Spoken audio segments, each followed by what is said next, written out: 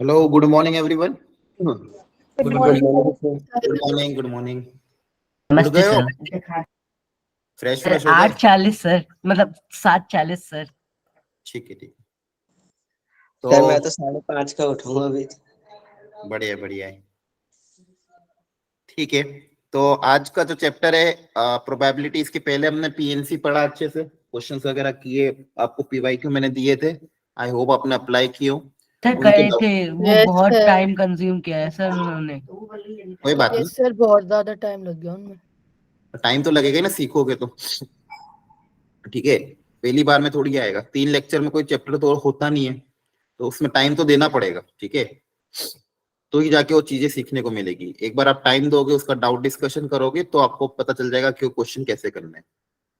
Sir अब उसके पिछले 5 साल के क्वेश्चन सेंड कर दो, मतलब ग्रुप पे। ठीक है, ठीक है, और क्वेश्चन सेंड कर दूंगा मैं। इसके अलावा आज जो चैप्टर है प्रोबेबिलिटी, आज हम इसका इंट्रोडक्शन देखते हैं कि इसमें किस टाइप के प्रॉब्लम्स आते हैं, क्या इसकी वैरायटी है, कितना आपका सिलेबस में है, क्या नहीं है। ठीक है, और सर अगेन ये मतलब बेसिकली आप 11th से 12th वाली पूरी कराओगे ना? हाँ, पूरा ही होता है हमेशा। प्रोबेबिलिटी मतलब जेई के हिसाब से पढ़ रहा हूँ, 11-12 के हिसाब से नहीं पढ़ते, बट जेई में जो जो आता है वो पूरा चैप्टर पढ़ते हैं। ठीक है, जैसे लिमिट्स पढ़ेंगे तो लिमिट्स में ऐसा नहीं होगा कि 11th का अलग होता है, 12th का अलग होता है, पूरा चैप्टर पढ़ाया जाता है। प्रोबेबिलिटी में भी हम पूरा पढ़ते हैं, क्योंकि पूरा चैप्टर एज अ वन अपन को पता होना चाहिए। अगर प्रोबेबिलिटी से कोई क्वेश्चन आता है, फिर वो कोई भी टॉपिक का हो, 11-12, उससे फर्क नहीं पड़ता, हमको पूरा ही पढ़ना है। ठीक है, चलो स्टार्ट करते हैं। अब जिसको भी डाउट आए पूछ लेना, सेम चीज। ठीक है, सबसे पहले तो इस चैप्टर की में 2-3 चीजें हैं कि कुछ आपको बेसिक टर्मिनोलॉजी पता होनी चाहिए। ठीक है, कि क्या क्या चीजें होती है, क्या क्या टर्म्स होती है। फॉर एग्जाम्पल जैसे प्रोबेबिलिटी है, ठीक है, ये आपने ऑलरेडी क्लास 6, 7, 8 से पढ़ते आ रहे हो कहीं ना कहीं बचपन से। 8, 9, 10 में पढ़ा, 11th में कुछ बेसिक पढ़ा। होता क्या, इसमें हम बेसिकली एक्सपेरिमेंट परफॉर्म करते हैं। उस प्रोबेबिलिटी का आंसर निकालने के लिए 2 तरह के अप्रोच हमारी फील्ड में देखी गई है, क्लासिकल अप्रोच और एक्सियोमेटिक अप्रोच। क्लासिकल अप्रोच वही जो आज तक आपने जिससे आंसर निकाला था क्लास 10 तक। ठीक है, अब एक्सपेरिमेंट भी 2 तरह के होते हैं। एक एक्सपेरिमेंट जो आप केमिस्ट्री में परफॉर्म करते हो, जिसका कहीं ना कहीं आपको डेटा के हिसाब से आंसर प्रिडिक्ट होता है कि हाँ, इसका इस कंडीशन में अगर एक्सपेरिमेंट करूंगा तो आंसर ये आएगा। जैसे केमिस्ट्री में अगर आप मान लो पीएच टेस्ट करो, तो आपको पता है अगर एसिड है तो इसका जो भी वो पीएच कलर ये आने वाला है। ठीक है, तो वो ऐसे सारे एक्सपेरिमेंट जहां पे हमको ऑलरेडी एक्सपेरिमेंट के आउटकम्स कहीं ना कहीं पता होते हैं कंडीशंस के हिसाब से, ऐसे एक्सपेरिमेंट को हम बोलते हैं डिटर्मिनेटिव एक्सपेरिमेंट। वो हमको डील नहीं करना है। हमको इस चैप्टर में जो एक्सपेरिमेंट डील करना है वो है रैंडम एक्सपेरिमेंट, जिनके बारे में हमको पढ़ना है। ठीक है, अब रैंडम एक्सपेरिमेंट मतलब क्या, कि ऐसे एक्सपेरिमेंट जिसके बारे में मुझे पता होता है कि हाँ इसके आउटकम ये आ सकते हैं, लेकिन एग्जैक्टली क्या आउटकम आएगा ये नहीं पता। ठीक है, फॉर एग्जाम्पल एक डाइस को थ्रो करने पे, एक डाई को थ्रो करने पे मुझे पता है उसके डाई को थ्रो करने पे या तो 1 या तो 2 या तो 3 या तो 4 या तो 5 या तो 6 आएगा। लेकिन अगर डाई को थ्रो करेंगे, लेकिन एग्जैक्टली क्या आएगा ये तो हमें नहीं पता है ना, राइट? कुछ भी आ सकता है, इन 6 नंबर में से कुछ भी आ सकता है। तो ऐसे एक्सपेरिमेंट को हम बोलते हैं रैंडम एक्सपेरिमेंट। और इन्हीं रैंडम एक्सपेरिमेंट को हमको डील करना है, इन्हीं के बारे में हमको पढ़ना है और इन्हीं की प्रोबेबिलिटी निकालनी है कि उसके होने की क्या प्रोबेबिलिटी है, क्या चांसेस है। जनरली अभी आप क्रिकेट में भी देखते हो, आजकल हर जगह मैथमेटिक्स यूज हो रही है, स्टैटिस्टिक्स यूज हो रही है। हर मैच के थोड़े टाइम बाद वो बताते हैं प्रोबेबिलिटी ऑफ विनिंग। तो प्रोबेबिलिटी ऑफ विनिंग दोनों स्क्रीन पे टीम का आती कुछ ना है। कुछ परसेंटेज वो देते हैं, और वो टाइम टू टाइम चेंज होता जाता है। 1 घंटे बाद मैच का, आधे घंटे के मैच के बाद ये टाइम टू टाइम परसेंटेज क्या होता है चेंज, क्योंकि डिपेंड कर रहा है उन कंडीशंस पे। ठीक है, वो कंडीशंस वो अप्लाई कर रहे हैं वहां पे कि किस तरह की कंडीशंस वहां पे जा रही है, किसके फेवर में गेम जा रहा है, तो प्रोबेबिलिटी कहीं ना कहीं चेंज होती जाती है। बेसिकली हम ये रैंडम एक्सपेरिमेंट के बारे में ही पढ़ना है हमको। अब इसमें कुछ जो इंपॉर्टेंट टर्मिनोलॉजी उनके बारे में आपको प्रॉपर पता होना चाहिए। ठीक है, एक एक करके उन सबको समझते हैं। सबसे पहले यही रैंडम एक्सपेरिमेंट कि भाई, ये आपको मैंने अभी बताया कि जिसके बारे में हमको डील करना है, एक्सपेरिमेंट जिसके आउटकम हम प्रिडिक्ट नहीं कर पाए कि क्या एग्जैक्टली आउटकम आएगा। क्या आ सकता है ये हमको पता है, लेकिन एग्जैक्टली क्या आने वाला ये हमें नहीं पता। नाउ दैट, इसके बाद सैंपल स्पेस। सैंपल स्पेस मतलब वही जो भी एक्सपेरिमेंट आपने परफॉर्म किया उसके सारे पॉसिबल आउटकम को एक सेट्स में लिख देना, वो सारा sample space.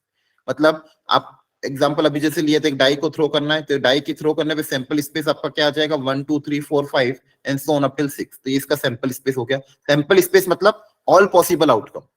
All possible outcome, किसी भी एक्सपेरिमेंट को परफॉर्म करने पे जितने ही पॉसिबल आउटकम होंगे वो उसका सैंपल स्पेस होगा। एक कॉइन को टॉस करोगे तो एक कॉइन को टॉस करने पे इसका सैंपल स्पेस में से दो ही एलिमेंट आएंगे, या तो हेड आएगा या तो टेल आएगा।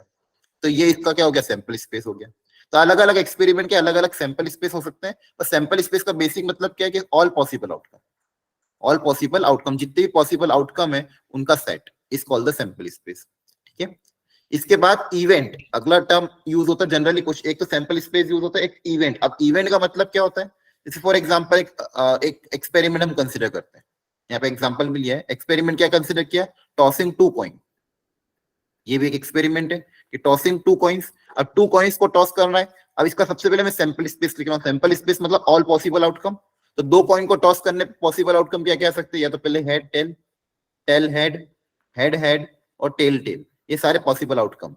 अब इसी में मान लो मैं एक इवेंट कोई अनदर चीज डिफाइन करता हूँ कि गेटिंग 1 हेड, गेटिंग 1 हेड, तो ये इसी का एक पार्ट है। तो ये क्या हो जाएगा, एक तरह का कोई ना कोई इवेंट हो जाएगा, इसी का कोई ना कोई पार्ट है, ये एक तरह का क्या हो जाएगा, इवेंट। और इसके अंदर क्या क्या एलिमेंट आएंगे, फॉर एग्जांपल गेटिंग 1 हेड, तो गेटिंग 1 हेड का एग्जांपल क्या है, हेड टेल, टेल हेड, है ना, समझ में आ रहा है, बोलो। Yes sir. Yes sir. सबको क्लियर है ना, कोई डाउट है पूछते रहना। तो ये बेसिकली एक्सपेरिमेंट था मेरा, टॉसिंग 2 कॉइन। उसमें मेरा सैंपल स्पेस मैंने ये लिख दिया सारे पॉसिबल आउटकम, उसमें से एक पर्टिकुलर मैंने डिफाइन किया गेटिंग 1 हेड। तो गेटिंग 1 हेड ये एक तरह का क्या हो गया, इवेंट हो गया। अगर वो समझ में आ रहा, अब इसकी कोई प्रोबेबिलिटी मुझसे पूछ सकता है, और भी इवेंट डिफाइन कर सकता हूँ, getting at least 1 head, getting at least 1 head. तो ये क्या होगा, अलग अलग टाइप की इवेंट हो जाए, इसी के क्या है सब पार्ट्स हैं, ये सब क्या होगा, अलग अलग टाइप्स के इवेंट हो जाएंगे। क्लियर है, तो इनको सिंपल अपन इवेंट बोलते हैं। अब इवेंट में भी 2-3 तरह के, सिंपल, एक सिंपल इवेंट और एक कंपाउंड इवेंट। सिंपल इवेंट नाम से क्लियर है कि सिंपल होगा, जैसे मान लो अगर एक कॉइन को टॉस कर रहा हूँ, हेड और टेल उसके अंदर आ रहे हैं। सिंपल इवेंट में बोल रहा हूँ गेटिंग हेड, गेटिंग हेड्स मतलब एक सिंगल एलिमेंट वो कंसीडर करेगा, क्या हेड आ रहा है। गेटिंग टेल तो एक सिंगल एलिमेंट कंसीडर कर रहा है जिसमें क्या आ रहा है, टेल आ रहा है। तो ऐसे इवेंट को हम बोलेंगे simple event. If an event has only one sample point or sample space is called a simple event। एक डाइस को थ्रो करो, गेटिंग 5, गेटिंग 2, जिसके अंदर एक एक एलिमेंट आ रहे थे, ऐसे इवेंट्स को हम बोलते हैं सिंपल इवेंट। जनरली हम कंपाउंड इवेंट के साथ डील करते हैं। कंपाउंड इवेंट मतलब जो एक से ज्यादा सिंपल इवेंट को मिक्स करके बन रहा है। जैसा कि अभी मैंने आपको बताया था, getting at least 1 head, getting at least 1 tail, इस तरह से। तो उसमें एक से ज्यादा एक्सपेरिमेंट है। एटलीस्ट 1 हेड बोलूंगा तो एटलीस्ट 1 हेड का मतलब क्या होगा कि कम से कम 1 हेड। अब 1 हेड भी आ सकता है, 2 हेड भी आ सकता है, अगर मान लो 3 कॉइन है तो 3 हेड भी आ सकते हैं। तो यहाँ पे 3 तरह के सिंपल एक्सपेरिमेंट इवेंट्स को मिक्स करके बनाया, तो ऐसे इवेंट को हम बोलते हैं कंपाउंड इवेंट। देखो इन सबका बस नाम ध्यान रखना है आपको, इसका ऐसा नहीं कि आपको कोई डेफिनेशन पूछेगा, बस नाम ध्यान रखना है, ताकि कई क्वेश्चन में अगर यूज हो तो आप कंफ्यूज ना कि ये क्या है। इसलिए बस इसमें ज्यादा कुछ दिमाग नहीं लगाना है, इनकी बस बेसिक डेफिनेशन पर प्रोबेबिलिटी। एक्सपेरिमेंट क्या होता है आपको पता चल गया। एक्सपेरिमेंट में सारे पॉसिबल आउटकम को हम सैंपल स्पेस बोलते हैं। इवेंट 2 तरह के होते हैं, एक सिंपल जिसमें सिंगल एलिमेंट है, और एक कंपाउंड जिसमें 2 सिंपल एलिमेंट को मिक्स करके बने। यहाँ तक ठीक है। अब कुछ और टर्मिनोलॉजी जो काम की, अच्छा पहले तो अलजेब्रा, कि जनरली आप देखोगे कि अपन प्रोबेबिलिटी में कहीं ना कहीं सेट्स का अलजेब्रा यूज करते हैं। मतलब सेट्स में जो अपन वेन डायग्राम पढ़ते थे, डायग्राम में हमने जो जो ऑपरेशन यूज किए थे वो सारे ऑपरेशन हम यहाँ पे प्रॉपर्ली यूज करते हैं। जैसे मान लो अगर मैं बोलता हूँ ए यूनियन बी, तो ए यूनियन बी का आपको याद है ना, यस सर।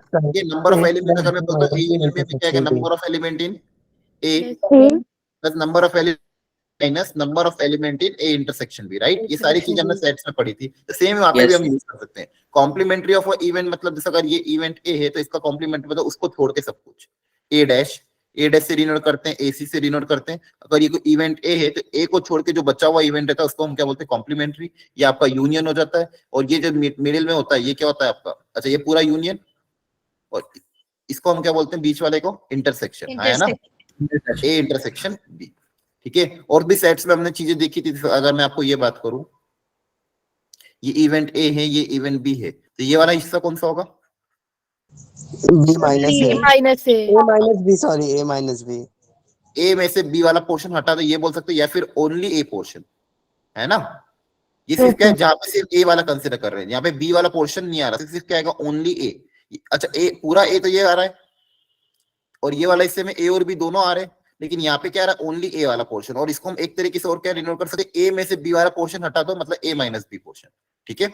और यहाँ पे अगर ये वाला में देखो तो यहाँ पे आ जाएगा ये ओनली बी, या फिर इसको मैं वापस क्या कर सकता हूँ, बी माइनस ए, हाँ है ना।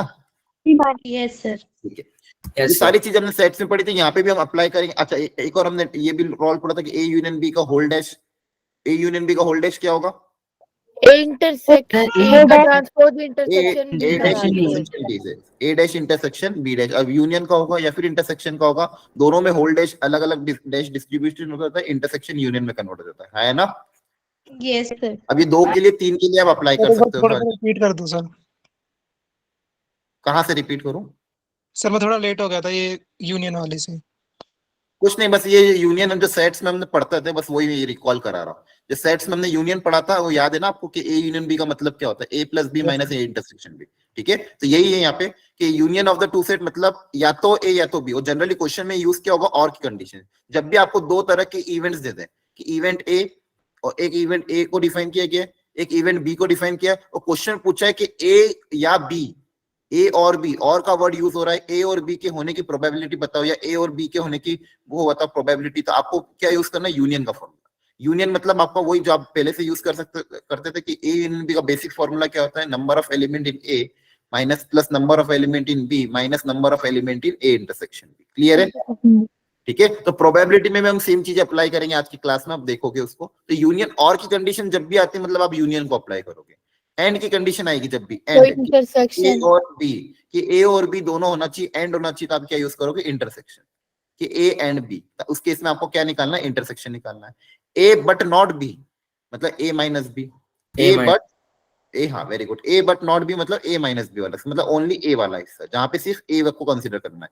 तो उस केस में आपका वेन डायग्राम के थ्रू कौन सा हिस्सा आएगा? ये वाला आएगा। और आपको अगर इससे निकालना है ए नॉट बी मतलब ए में से ए इंटरसेक्शन बी क्या कर दोगे? माइनस, है ना? पूरे ए में से इंटरसेक्शन पार्ट माइनस कर देंगे। क्या बात क्लियर हो रही है? Yes, sir. ठीक है, ऐसे हो रही है। ओके। अब जो अगला इंपॉर्टेंट चीज है, टर्मिनोलॉजी यूज होती है equally likely event. Equally likely event, ध्यान से समझना इसको। इक्वली लाइकली इवेंट का मतलब क्या होता है? सपोज आपने कोई एक्सपेरिमेंट परफॉर्म किया, उसके अंदर कुछ सैंपल स्पेस के अंदर एलिमेंट्स आ रहे हैं। ठीक है, अब सैंपल स्पेस के अंदर मान लो कुछ एलिमेंट्स आ रहे हैं, A B C 1 2 3 ABC head tail, इस तरह से इवेंट एलिमेंट्स आ सकते हैं। इक्वली लाइकली इवेंट का मतलब क्या होता है कि हर जो एलिमेंट है उसके होने की प्रोबेबिलिटी इक्वल हो।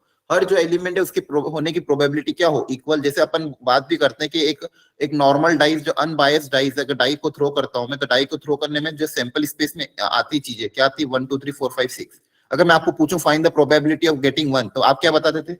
1/6 है ना?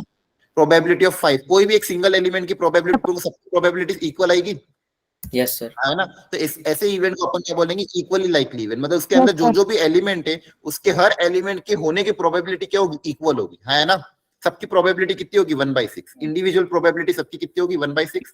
एक कॉइन को टॉस करने पे भी आपके पास हेड और टेल आता है। अगर मैं सिंपल किसी हेड की प्रोबेबिलिटी पूछूं तो आप क्या बोलोगे? 1/2. 1/2। टेल प्रोबेबिलिटी आप क्या बोलोगे? 1/2। तो ऐसे इवेंट्स अपन क्या बोलते हैं? Equally likely event. क्या है? क्लियर? Yes, sir. ओके, ये सारा इंपॉर्टेंट, ध्यान सुनते जाना। ये सारे वर्ड आपने ऑलरेडी देख रखे होंगे बचपन में, लेकिन ये टर्मिनोलॉजी ध्यान। इक्वली लाइकली इवेंट मतलब उसके अंदर जो भी एलिमेंट्स आ रहे हैं उन सबकी प्रोबेबिलिटी क्या होगी? इक्वल होगी। Now exhaustive event.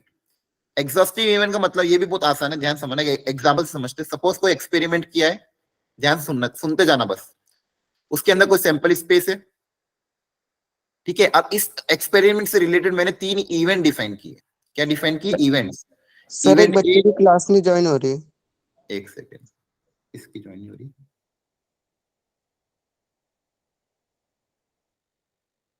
एक मिनट रुको। किसकी ज्वाइन नहीं हो रही है? कहाँ पे मैसेज किया है क्या? एक काम करो, उसको गूगल मीट का लिंक शेयर कर दो, मैं चैट बॉक्स में डाल रहा हूँ।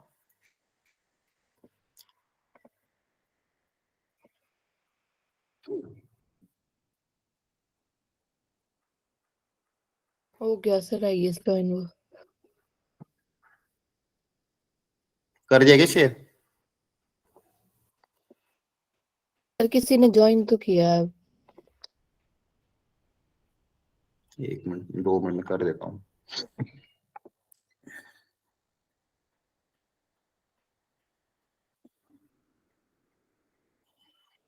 यहाँ तो ओपन रख रखा है मैंने किसी के लिए, सबके लिए, कोई भी आ सकता है।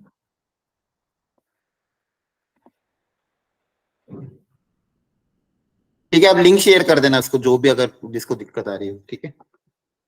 और थोड़ा सा आप अपना क्रोम का ध्यान रखो ना, आपको जो क्रोम को सेटिंग वेटिंग प्रॉपर करा करो, इतने टाइम से क्लास चल रही है, ठीक है। हाँ, तो मैं ये समझा रहा था आपको भी इक्वल, ये एग्जॉस्टिव इवेंट क्या होता है कि मान लो कोई सैंपल स्पेस है, पढ़े आगे, कोई दिक्कत किसी को यहाँ तक? बहुत सर। ठीक है।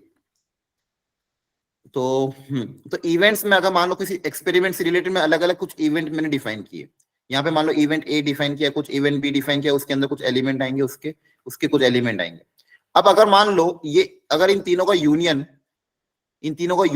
ये पूरे सैंपल स्पेस को अगर कवर कर ले, ये पूरे सैंपल स्पेस को कवर कर ले, मतलब ये जो एलिमेंट है, ये जो एलिमेंट है और ये जो एलिमेंट है, ये तीनों मिला के सारे एलिमेंट सैंपल स्पेस के कवर कर ले, तो ऐसे इवेंट्स को अपन बोलते हैं, पूरे कंबाइन को एग्जॉस्टिव इवेंट। क्या बोलते हैं? Exhaustive event.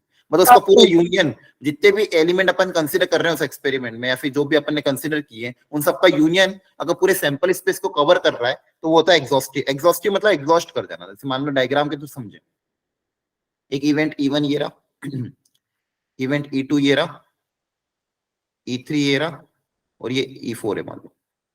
अब देखोगे यहाँ पे चारों इवेंट अगर मैं देखूं पूरे बॉक्स को कवर कर रहा है ना, मतलब पूरे क्या कर रहा है, सैंपल स्पेस को, इन सबका यूनियन किसके सैंपल स्पेस के क्या आएगा, बराबर आएगा। तो ऐसे इवेंट को अपन क्या बोल देंगे, पूरे को एग्जॉस्टिव इवेंट। क्लियर है? देखो ध्यान से, such event A and B C are called exhaustive if in general E1 E2 E3 are the n events of sample space, उनका यूनियन सैंपल स्पेस के बराबर आ रहा है, तो ऐसे को अपन एग्जॉस्टिव बोलते हैं। क्या है? क्लियर है? तो एग्जॉस्टिव चेक करने का सिंपल तरीका क्या है, उन सबका यूनियन सैंपल स्पेस की क्या आना चाहिए, बराबर। हाँ है ना? बोलो। ठीक है। म्यूचुअली एक्सक्लूसिव नाम से क्लियर है कि भाई एक्सक्लूसिव होना चाहिए, मतलब आपस में कोई इंटरसेक्शन ना हो, दूर दूर हो, आपस में कोई इंटरसेक्शन ना हो। तो ऐसे इवेंट जिसमें आपस में कोई इंटरसेक्शन नहीं है, बेसिकली उनका इंटरसेक्शन क्या हो, नल सेट क्या हो, 5, इंटरसेक्शन क्या हो, 5 हो।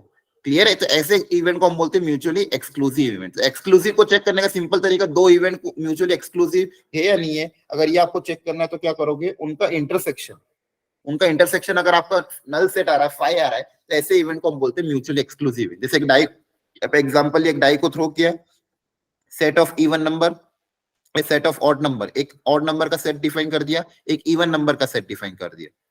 अब ये दोनों में आपस में कोई इंटरसेक्शन नहीं है, तो ये दोनों जो इवेंट्स है इनको अपन आपस में क्या बोलेंगे, this events are mutually exclusive event. Clear है?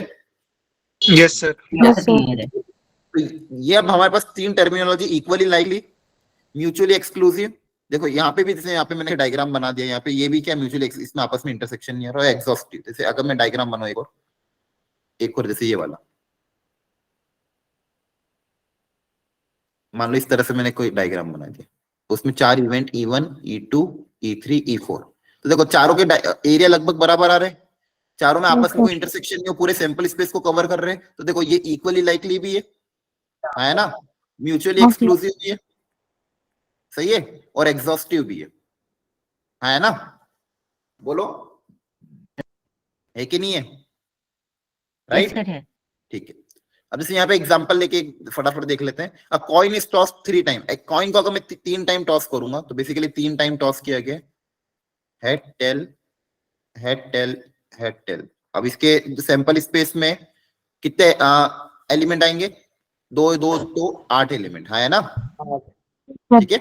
और क्या क्या हो जाएंगे, जैसे इसको ऐसे ट्री से बना लोगे आप, क्या क्या आ जाएगा, head head head head tail. मैं फटाफट बना देता हूँ, हेड हेड, फिर आ जाएगा, देखो इन दोनों को फिक्स कर दिया, इन दोनों के साथ ये दोनों आएंगे, फिर आपने मान लो हेड और टेल को फिक्स कर दिया, उसके साथ एक बार हेड एक बार टेल, हेड और टेल को फिक्स कर दिया, एक बार हेड एक बार टेल। अब टेल और हेड की बारी, एक बार टेल और हेड को फिक्स कर दो, उसके साथ वापस एक बार हेड एक बार टेल, फिर लास्ट में किसको फिक्स कर दोगे, टेल और टेल को, एक बार उसके साथ हेड एक बार उसके साथ टेल। तो ये सारे के सारे 8 आउटकम। और वैसे पता है आपको 3 कॉइन है, पहले वाले को करने के पहले के 2 आउटकम, दूसरे के 2, तीसरे के 2, तो टोटल नंबर ऑफ तरीके कितने हो जाएंगे, 8 तरीके। पीएनसी सबने ऑलरेडी सीख रखा है, तो ये 8 आउटकम आ गए। अब इसमें अपन को क्या हुआ, पहले वाले 2 सेम है सर। यस सर, सेम हो गया पहले। ठीक है, तो इसको हेड हेड हेड कर देना। ठीक है, क्लियर है? अब इसमें 3 इवेंट डिफाइन किए। Event A, no head appear, कोई भी हेड अपीयर नहीं होना चाहिए। नो हेड अपीयर मतलब क्या क्या आएगा इसमें, टेल टेल एलिमेंट आएगा।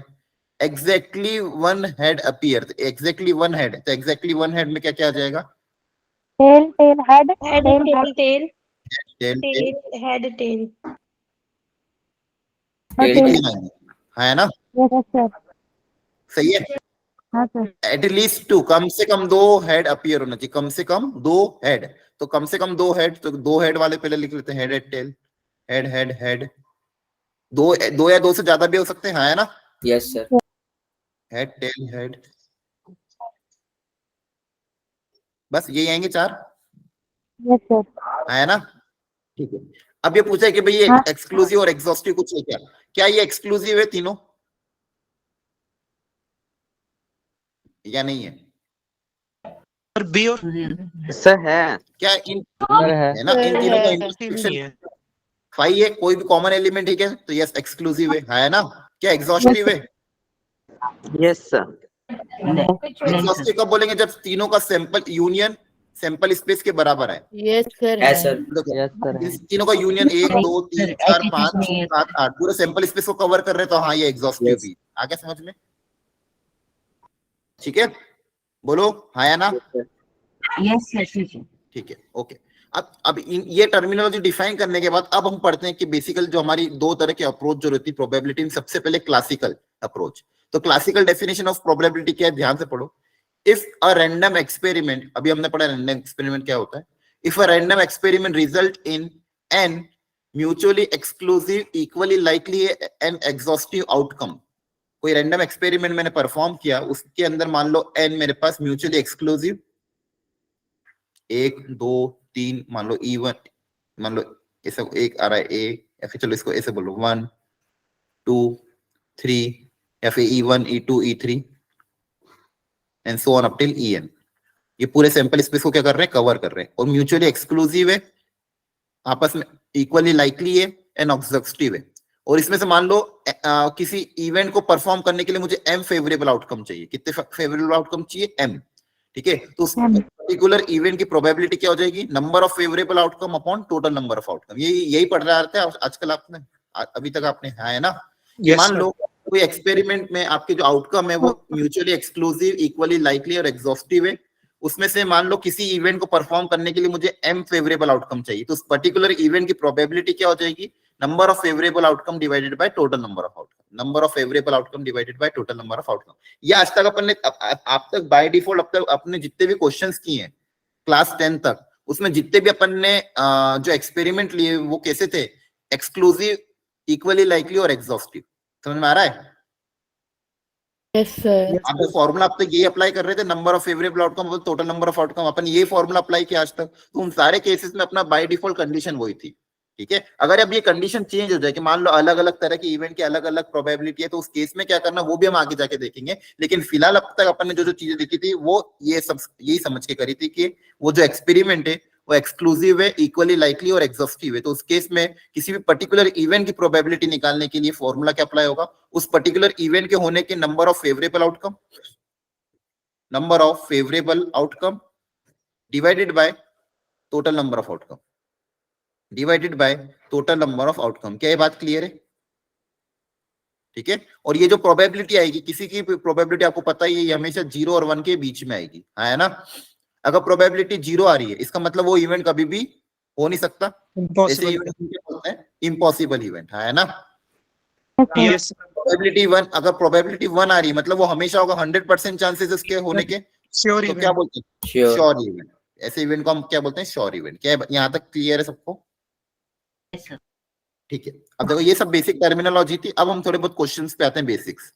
ठीक है, इसके बेसिस पे क्वेश्चन अगर होते हैं, अब इसमें पीएनसी का यूज होगा ऑफ कोर्स, क्योंकि हमने पीएनसी पढ़ रखी है। अब पढ़ो यहाँ पे क्वेश्चन जैसे, out of 5 men and 4 women, a committee of 6 person is randomly selected. The probability that it constitute of 3 men and 3 women.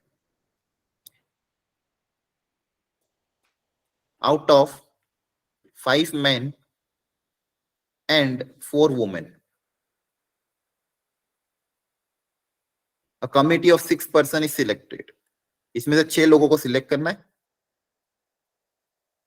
Basically मेरा एक्सपेरिमेंट क्या है? सिलेक्टिंग 6 person फ्रॉम दिस, है ना? समझ में आ रहा है? तो ये मेरा एक्सपेरिमेंट है, ये मेरा क्या है एक्सपेरिमेंट, और इवेंट ये मेरा क्या हो गया एक्सपेरिमेंट हो गया, और इवेंट क्या डिफाइंड है कि मेरे को क्या चाहिए 3 men 3 men 3 women and 3 women, है ना? ये मेरा इवेंट हो गया, और Yes, उसी sir. इवेंट की मुझे क्या निकालनी है, प्रोबेबिलिटी निकालनी है। क्या बात समझ में आ रही है? आ रही ठीक है। अच्छा, sir. सैंपल स्पेस में number of element in sample space क्या होगा? 9 9 9 सर 9 9 सर 9 क्या? नहीं, टोटल तरीके, टोटल 9 लोग हैं, 9 में से 6 लोगों को सिलेक्ट करना, 9 तरीके थोड़ी होंगे। 9C6. 96 9 तो फिर पीएनसी का के लिए पड़ा, टोटल 9 लोग थे आपके पास, 9 डिफरेंट लोग, उसमें से 6 लोगों को सिलेक्ट करना, ये आपका एक्सपेरिमेंट हो गया, ये आपका क्या हो गया एक्सपेरिमेंट। अब बेसिकली इस काम को करने के कितने तरीके होंगे आपको पता है ना? 9 में से 6 लोगों को सिलेक्ट करने का तरीका क्या होता है? 9C6 होता है ना? ठीक है, 9 मतलब 9 5 7 9 8 7 ऐसे नहीं लगा सकते। एक ही बात है, वो 9C6 का 9 वो यहाँ पे अरेंज थोड़ी करना है आपको, अरेंज कर रहे हैं क्या अपन? वो जो अपन अप्लाई करते थे मल्टीप्लीकेशन कि 9 8 7 6, यहाँ पे क्या होता था? अरेंजमेंट भी होता था, सिलेक्शन एंड अरेंजमेंट वो होता था। Yes sir. तो फिर गलत कर रहे हो ना, यहाँ पे सिर्फ सिलेक्शन करना है मुझे, यहाँ पे मुझे चेयर 4 लोगों को चेयर पे थोड़ी बिठाना है ना? समझ गए क्योंकि सर। दोनों में अंतर है, इसलिए जानबूझ के प्रोबेबिलिटी पीएनसी पहले पढ़ाया था कि दोनों में अंतर है। यहाँ पे सिर्फ सिलेक्शन मैटर है ना भाई, 9 में से 6 लोगों को सिलेक्ट करना है ना? कमिटी में सिलेक्ट करना मेंबर को, उनको मेरे को ये थोड़ी बोला कि उनको जाके तुम चेयर पे बिठाओ या वहां पे कहीं टेबल पे बिठाओ, आपको सिर्फ सिलेक्शन का काम है ना यहाँ पे। बोलो। ऐसे हाँ समझ सर। ठीक है, अब ये इवेंट जो बोल रहा है मैं 3 मैन 3 वुमेन का, इसको करने के कितने तरीके होंगे? 3 मैन और 3 वुमेन इसमें से Sir 5C3. और 5C3 into 5 4C3 4C3, very good. अब इस पर्टिकुलर इवेंट के, तो ये मेरा फेवरेबल होगा, ये मेरा टोटल होगा, तो इसकी प्रोबेबिलिटी क्या हो जाएगी? Favourable 5C3 into 4C3 divided by 9C6। आया समझ में? ये आपकी प्रोबेबिलिटी है। Sir 10/21 आ रही. फॉर्मूला वो ये बेसिक ही है, लेकिन कहीं ना कहीं पीएनसी का थोड़ा, अब जैसे यहाँ पे एक्सपेरिमेंट कहता है 5 मैन 4 वुमेन में से 6 लोगों को सिलेक्ट करना, तो ये मेरा एक्सपेरिमेंट था। उसमें इवेंट क्या डिफाइन किया जिसकी प्रोबेबिलिटी निकालने की, उसमें 3 मैन और 3 वुमेन वाले कितने होंगे? तो 3 मैन और 3 वुमेन, 5 में से 3 मैन को सिलेक्ट करने का तरीका 5C3, 4 में से 3 वुमेन को सिलेक्ट करने का तरीका 4C3, है ना? Yes sir. ये आपका इवेंट प्रोबेबिलिटी है। Sir 10/21 आ रही. हाँ, निकाल लेना आंसर, बस कैलकुलेशन तो कर लो आप। नहीं आ रही है। ठीक है, वेरी गुड। तरीका समझ में आया कि नहीं आया? Yes sir. ठीक है, नेक्स्ट अगला पढ़ो ध्यान से।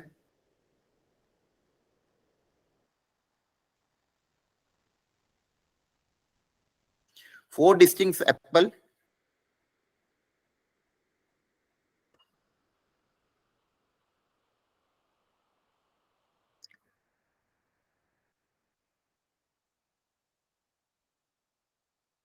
and 3 distinct oranges are randomly placed in a row. Find the probability that terminal position are taken by the orange. Event क्या है कि टर्मिनल पोजीशन पे ऑरेंज होना चाहिए। टर्मिनल मतलब एंड पोजीशन पे। Yes sir. करो, बताओ आंसर कितना आएगा?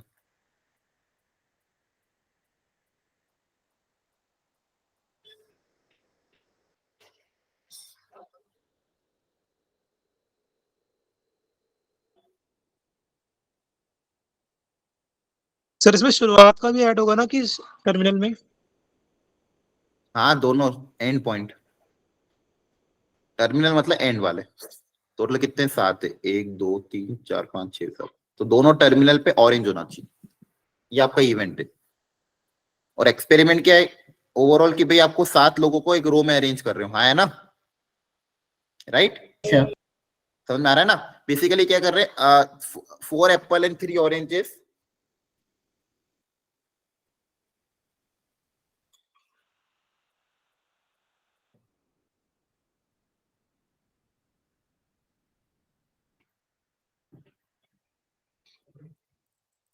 Four apple and 3 oranges are randomly placed in a row, हाँ है ना?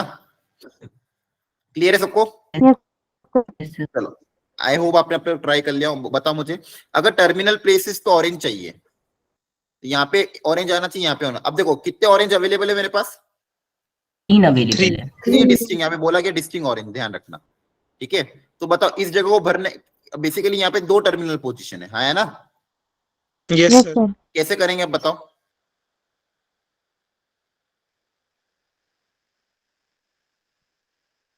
सबसे पहले तो मुझे, अच्छा मुझे ये बताओ, तो सैंपल स्पेस में टोटल कितना होगा। सर 7। क्या 7 7 तरीके होंगे इनको अरेंज करने के, क्या सर 7 फैक्टोरियल। फैक्टोरियल होगा ना। Yes, sir. 4 distinct apple, 3 distinct orange को एक रो में अरेंज करने के कितने तरीके होंगे, 7 फैक्टोरियल, है ना। Yes Yes, sir. Sir. तो फिर ये बेसिक क्यों गलत कर रहे हो। 4 एप्पल है, 3 ऑरेंजेस है, तो उसको मैं एक रो में अरेंज करना, क्या बोला, ये एक्सपेरिमेंट है क्या, उसको एक रो में प्लेस करना। तो एक रो में प्लेस करने के टोटल कितने डिफरेंट तरीके होंगे, 7 फैक्टोरियल तरीके, है ना। सारे के सारे डिफरेंट है, ये समझ में आया। Yes, sir.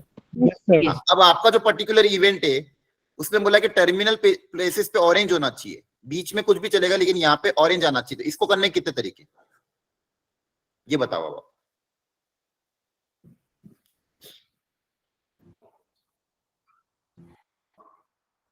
बोलो। Sir 3C2 into 2 factorial. ठीक है, एक बच्चे ने बोला सर 3C2 का मतलब क्या है, पहले ये बताओ। आपने क्या किया 3C2 मतलब।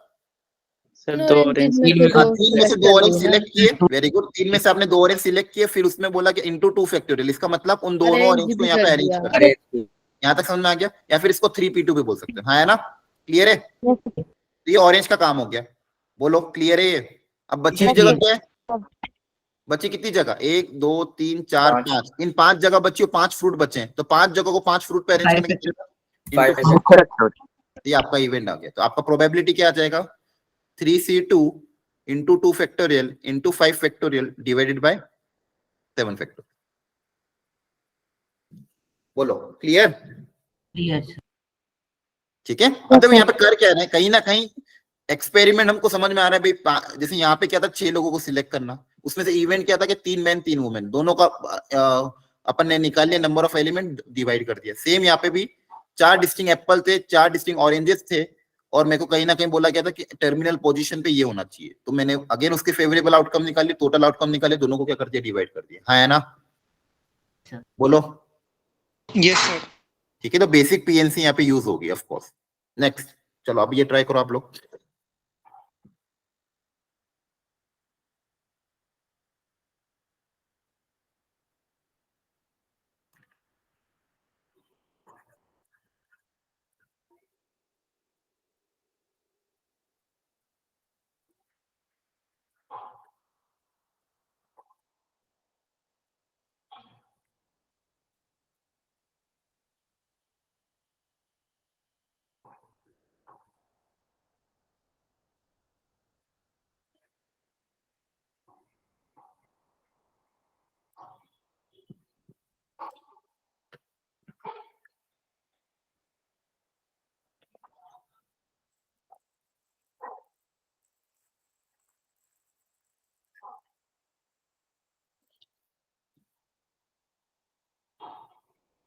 कर रहे हो try. Yes, Yes, sir. sir.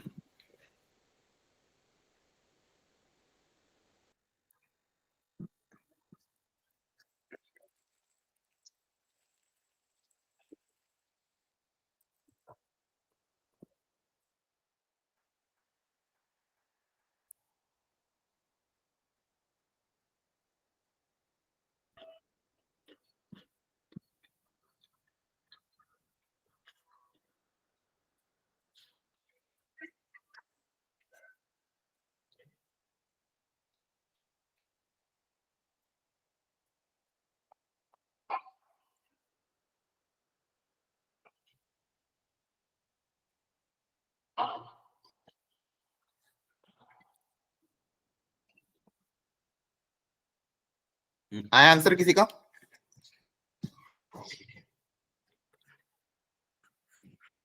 तो 10/21 आ रहा है। ओके, चेक करते हैं।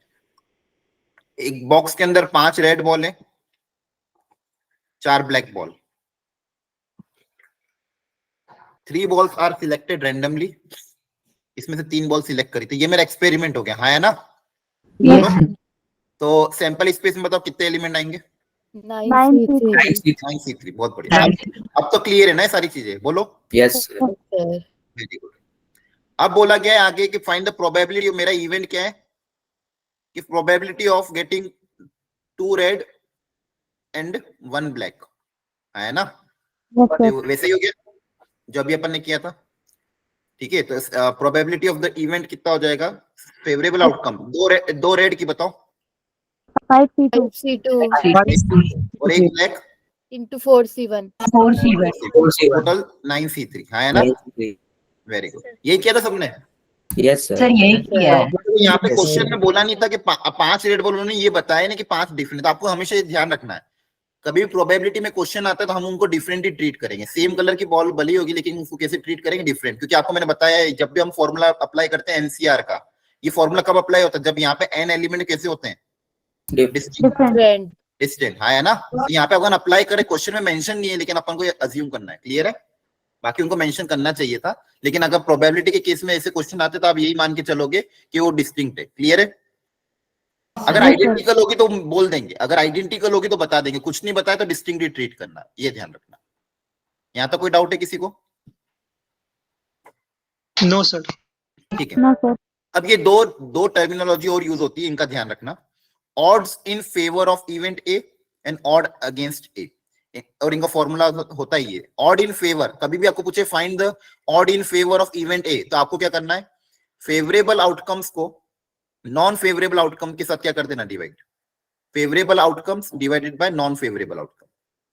अगर ये इन फेवर पूछा है तो, और अगेंस्ट पूछा है तो उल्टा कर देना, non favourable out number of non favourable outcome को divided by number of favourable outcome से क्या कर देना है? डिवाइड, ठीक है?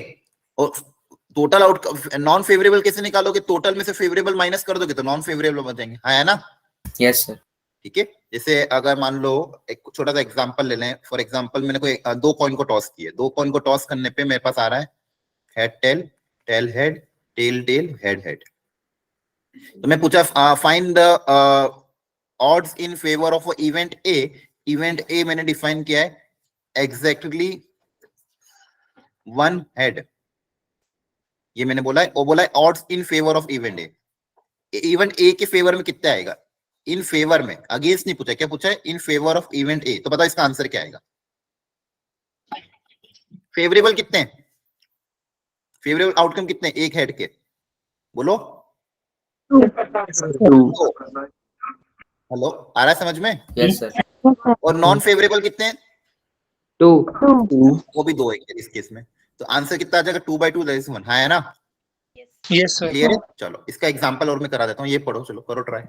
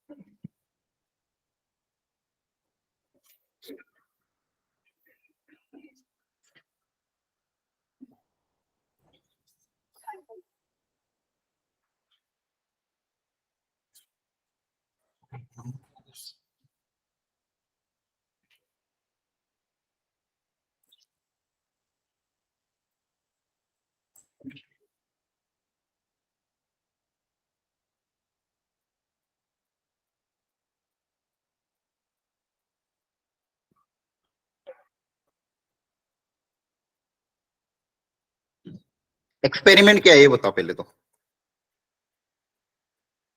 Basic experiment. पावन कार्ड. एक कार्ड निकाला है. हाँ ये बोलो पूरा ढंग से। कार्ड इज ड्रॉन मतलब 52 कार्ड में से एक कार्ड, एक कार्ड. ये मेरा एक्सपेरिमेंट है। सबसे पहले तो एक्सपेरिमेंट को भी समझना जरूरी है ना? Yes, sir. आ Yes, रहा है sir. समझ में? तो आपका बेसिक पहली लाइन को पढ़ोगे ध्यान से, अ card is drawn from a pack of 52 card, मतलब जो 52 कार्ड्स हैं इसमें से एक कार्ड निकालना, ये मेरा एक्सपेरिमेंट हो गया। ठीक है, अब जो इवेंट है वो देखते हैं। A gamble bets that it is a spade or an ace. तो इवेंट क्या है? या तो स्पेड हो या फिर Yes, sir. अच्छा सैंपल इस, अच्छा मुझे ये बताओ स्पेस और एस, टोटल स्पीड कितने होते हैं? 13 13। और टोटल एस कितने होते हैं? 4 4 4 4। Very good. अच्छा अच्छा, ऐसे ऐसे कितने कार्ड्स होंगे जिसमें ये आ रहा हो स्पेस और ऐड? 1 सर नहीं, ऐसे कितने कार्ड्स होंगे बोलो? अरे इन 13 में से एक स्पेड तो काउंट हो गया ना ऑलरेडी। yes sir कितने होंगे? 16 होंगे 16 है ना। देखो यूं तो ऐसे 13 स्पेड होते हैं और 4 एस होते हैं, उन 4 एस में से एक स्पेड वाला भी तो एस होगा। yes sir yes sir. तो ऐसे मैं बोलूंगा ऐसे ऐसे कार्ड्स कितने, तो ऐसे कार्ड्स तो 16 होंगे ना टोटल। ऐसे तो यूं टोटल इन दोनों का सम 14 है, क्या कहते हैं 17 है, लेकिन वो एक जो स्पेड वाला एस होगा, स्पेड वाला एस कैसा होता है? ऐसा है ना, वो इस दोनों में काउंट हो रहा होगा ना, राइट। Yes, तो आप उसको एक ही बार काउंट करते हैं। टोटल मिला के कार्ड कितने? 16 कार्ड है। अच्छा क्वेश्चन क्या है?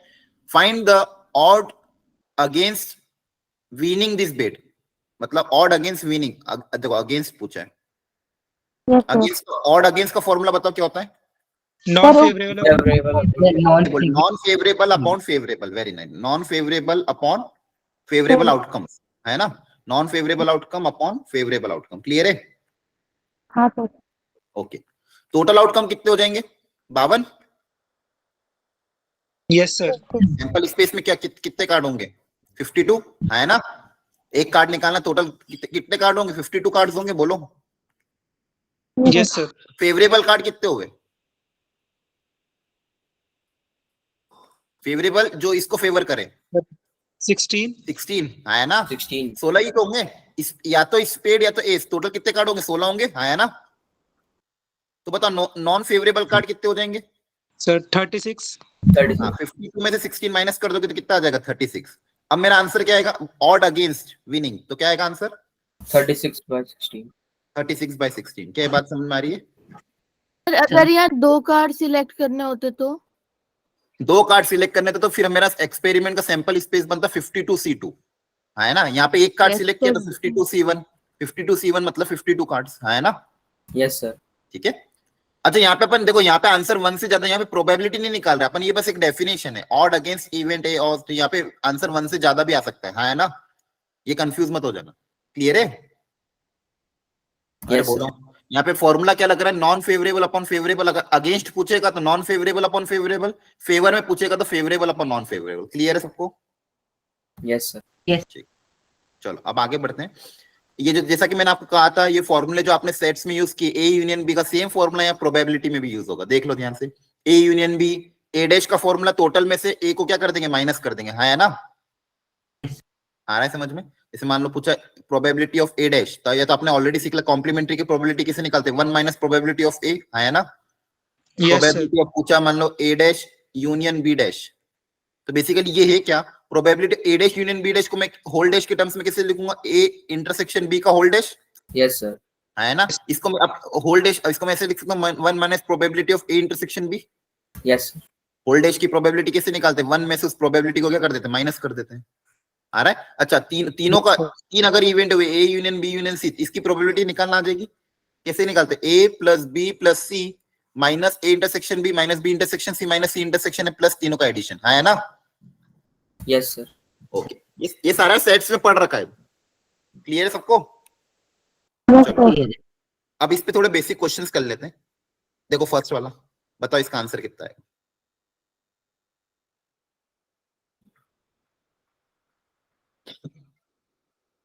करो ट्राई, जैसे भी आपको ट्राई करना, फॉर्मूले से जो भी आपको सही लगे। वेन डायग्राम से करना तो वेन डायग्राम से करो, फॉर्मूले से करना तो फॉर्मूले से करो। 0.6 हाँ, कितना आ रहा है बोलो? 0.6 आ रहा है, ठीक है। ए डैश का प्रोबेबिलिटी का फॉर्मूला क्या बनेगा बोलो? 1 minus probability of B dash का भी 1 माइनस प्रोबेबिलिटी ऑफ बी, तो ये कितना हो जाएगा? 2 minus probability of A plus probability of B, है ना। yes बस हो गया काम। और ए यूनियन बी का फॉर्मूला मुझे पता ही होता है, probability of A plus probability of B minus probability of A intersection B, सारी वैल्यू पुटअप कर देंगे यहाँ पे। 0.6 ये गिवन है, ये मुझे निकालना है, और ये 0.2 गिवन है, ये माइनस उधर जाके प्लस हो जाएगा तो ये कितना आ जाएगा 0.8, तो आंसर कितना आ जाएगा 1.2। ये आ रहा था, सही किया ना मैंने, गलत करके? अरे सही है, दो प्रोबेबिलिटी का एडिशन पूछा था, है ना? यस सर सही। क्लियर है? डाउट है किसी को? नहीं है। No sir. ठीक है, चलो थोड़ा सा और इसको बनाता है अच्छा क्वेश्चन। अच्छा, इस क्वेश्चन को मैं चाहता हूं वेन डायग्राम से करो। मैं आपको हिंट दे रहा हूं, पहले ध्यान से इसको पढ़ो। यहाँ पे 3 सेट्स है मेरे पास। देखो, जैसे प्रोबेबिलिटी में अपन वेन डायग्राम से, कॉम्प्लीमेंट है ना ये? हाँ कॉम्प्लीमेंट है, डैश मतलब कॉम्प्लीमेंट, ठीक है। अब यहाँ पे देखो, ये बेसिकली आपके पास 3 सेट, पहले सुन लो ध्यान से फिर करना। ए, सेट बी, सेट सी। अब इसमें बहुत सारे अलग अलग है, तो उन सबको मैं डिवाइड कर रहा हूँ। सिर्फ ओनली ए वाला हिस्सा, ये जो हिस्सा है अंदर का ए वाला, ध्यान सुनो पहले। ये अंदर का ए वाला हिस्सा, इसका मान लो यहाँ के नंबर ऑफ एलिमेंट ए बोल दो, या फिर इसको चाहो तो इसकी प्रोबेबिलिटी ए बोल दो, इसकी बी बोल दो, इसकी सी। ओनली ए वाले, इसको मान लो ई बोल दो, इसको F G, A B C E F G, अच्छा डी रह गया तो डी इसको बोल दो, और एच इसको बोल दो। ये बाहर वाले हिस्से को क्या बोल दिया मैंने? एच। क्लियर है यहां तक? बोलो। अच्छा, मुझे ये बताओ, इन सबका सम कितना होगा टोटल? 1 यूनियन 1 आएगा ना? पूरे सैंपल स्पेस का सम कितना आएगा? 1 आएगा, yes आया ना? ठीक है। अब इसको, अब ध्यान से इसको इस मेथड से करो जो आंसर निकालो। अच्छा, मुझे बता, प्रोबेबिलिटी ऑफ बी आपको गिवन है 3/4, तो बताओ ये किस किस की वैल्यू गिवन है? बी मतलब ये किसकी वैल्यू गिवन है इस डायग्राम से? small b हाँ, बी, कैपिटल बी। बी मतलब पूरा सर्कल ना? पूरे बी की। पूरे बी मतलब पूरा सर्कल दिया है ना? हाँ है ना? Yes sir. बी के सर्कल में क्या क्या आ रहा है? ई प्लस बी प्लस जी प्लस ई। इन चारों की वैल्यू आपको कितनी गिवन है? 3/4। आया समझ में कि नहीं? ये बोलो। yes very good. अब ध्यान से मुझे सोच के बताओ, ये जो अगला इवेंट दिया है, A intersection B intersection C dash C bar, इसकी 1/3 गिवन है, इसके अंदर क्या क्या है? सोच के बताओ आराम से। सर ई, हाँ very good. A intersection B, अच्छा ए इंटरसेक्शन बी में क्या आएगा? डी और ई और डी, है ना? देखो ए, सुनो ध्यान से, ए इंटरसेक्शन बी में क्या आएगा? ई और डी आएगा। बोलो। उसमें नॉट सी पूछा, नॉट सी मतलब सी को हटाना, तो सिर्फ क्या आएगा? ई आएगा। e ई की वैल्यू आपको गिवन है 1/3, हाँ है ना? नहीं आ yes रहा? sir सर एक बार दोबारा बता दो। ठीक है। A intersection B intersection C dash था। अब ए इंटरसेक्शन बी क्या होता है? ये होता है ना, ए और बी का इंटरसेक्शन। Yes sir. तो इसमें क्या आ रहा है? ई और डी आ रहा था। Yes sir. अब मुझे उसमें नॉट सी चाहिए, नॉट सी का भी इंटरसेक्शन। सी नहीं चाहिए तो मतलब सिर्फ क्या चाहिए? ई चाहिए। यस सर, आ गया। ठीक है, अगला बताओ क्या आएगा? 1/3 किसकी वैल्यू गिवन है? अगले 1/3 इसमें डी और ई किसको बोला था मैंने? इसको डी बोला था, इसको ई बोला था। बताओ अगला क्या है 1/3? उसमें क्या आएगा? Small B. स्मॉल बी आएगा, ठीक है। Probability of A dash intersection B intersection C dash, तो ए भी नहीं लेना है, ए को छोड़ के बी को भी नहीं लेना है, और अच्छा ऐसा सोचो आप, देखो ए नहीं लेना है और बी वाला पोर्शन लेना है, सी भी नहीं लेना है, तो सिर्फ क्या आएगा? यही पोर्शन आएगा जहां पे सिर्फ बी आ रहा हो, है ना? क्लियर है? हाँ सर। जहां पे सिर्फ क्या आ रहा हो? Yes, B. ये क्या गिवन है आपको? बी वाला पोर्शन आ रहा है समझ में आपको? yes sir सी देखो, ए भी नहीं चाहिए, सी भी नहीं चाहिए, सिर्फ बी चाहिए, तो ये वाला हिस्सा ही तो होगा जहां पे सिर्फ बी हो। ओनली बी वाला हिस्सा कौन सा? ये वाला। तो बी की वैल्यू 1/3। अब पूछा क्या है? G की value B intersection C. B intersection C में क्या क्या आ रहा है? बोलो। डी प्लस, है ना? बी और सी का इंटरसेक्शन, बी और सी का इंटरसेक्शन कौन सा? ये वाला है। बी और Yes, सी का sir. इंटरसेक्शन क्या आ रहा है? डी और जी। अब डी और जी की वैल्यू कैसे निकालेंगे? डी प्लस जी की, बोलो। सर ऊपर वाला सर ऊपर में वैल्यू हाँ पुटअप कर दो, बी और ई पता है आपके पास, तो यहाँ पे बी और ई की वैल्यू पुटअप कर दोगे तो डी प्लस ई आ जाएगा। कितना आ जाएगा? Yes, sir. 3/4 माइनस 1/3 प्लस 1/3, हाँ है ना? Yes, sir. 3/4 माइनस 2/3। क्लियर हुआ? Yes sir. देख लो ध्यान से अच्छे से। तो देखो ये वेन डायग्राम से अगर ऐसे करोगे, ये जो बी की वैल्यू निकाली है कैसे निकाली दोबारा? बी मतलब देखो ध्यान से, A intersection B intersection C bar, तो ये आपको वेन डायग्राम से समझना पड़ेगा। ए इंटरसेक्शन, ए का इंटरसेक्शन बी के साथ और बी का इंटरसेक्शन सी बार के साथ। कॉम्प्लीमेंट है ना वो तो। कॉम्प्लीमेंट, हाँ मतलब वही complement. A complement C complement, मतलब ए वाला हिस्सा नहीं लेना है, सी वाला हिस्सा नहीं लेना है, और उसका सिर्फ बी के साथ इंटरसेक्शन। नॉट ए का मतलब समझते हो ना, ए को छोड़ के सब कुछ। नॉट सी मतलब सी को छोड़ के सब कुछ, और उसमें बी वाला पोर्शन, तो बी वाला पोर्शन में सिर्फ कौन सा आएगा? ये वाला हिस्सा आएगा ना। Okay sir. आप डायग्राम बना के देख लेना, वेन डायग्राम में जैसे बनाते थे ना, कौन सा रीजन आएगा, तो यहाँ पे सिर्फ बी वाला रीजन आएगा। बोलो, अरे आ रहा है सर कि एक प्रश्न थी। ठीक है, चलो आगे पढ़ो। सर जो लास्ट क्वेश्चन था हमारा, हाँ हाँ, सर उसमें A union B union C की वैल्यू 1 है, या सर उसमें एच ओ भी इंक्लूड करके पूरे बनाएगा? पूरे बॉक्स की, हमेशा पूरे सैंपल स्पेस की अपनी होती है, ध्यान रखना है ना। पूरा बॉक्स जो होगा उसका प्रोबेबिलिटी कितना होगा? 1 होगा। क्लियर है? यूनियन की प्रोबेबिलिटी 1 नहीं होगी। यूनियन की प्रोबेबिलिटी 1 कब होगी? जब ये वाला 0 हो। ठीक है, आया ना? सर लेकिन लास्ट क्वेश्चन में सर 1 से ज्यादा आ रही थी। किसकी? तो यहाँ पे फिर हमको मेंशन नहीं, अब यहाँ पे हो तो अगर इसकी वैल्यू फिर 0 आ रही होगी, या तो आपकी हमेशा, देखो ध्यान से सुनो, आपकी हमेशा इन सब की प्रोबेबिलिटी कितनी आएगी? 1 से ज्यादा किसकी आ रही है आप बताओ? सर लास्ट क्वेश्चन में से पहले वाले। इसमें यस सर। इसमें ऐड करा क्या क्या अरे इसमें 2 प्रोबेबिलिटी को ऐड किया है। यहाँ ये चीज अलग है ना, 2 अलग अलग प्रोबेबिलिटी को ऐड किया है, आया ना? दोनों इंडिविजुअल, समझ पा रहे हो? Yes sir yes. यहाँ पे तो अलग चीज है ना, 2 अलग अलग प्रोबेबिलिटी को ऐड कर रहे हैं हम यहाँ पे। ठीक है, इसको पढ़ो, कोई बात नहीं, अच्छा हुआ डाउट क्लियर कर लिया। पढ़ो इसको ध्यान से। अब इसमें अब सेट्स का यूज हो रहा है कहीं ना कहीं, क्वेश्चन को ध्यान से पढ़ना।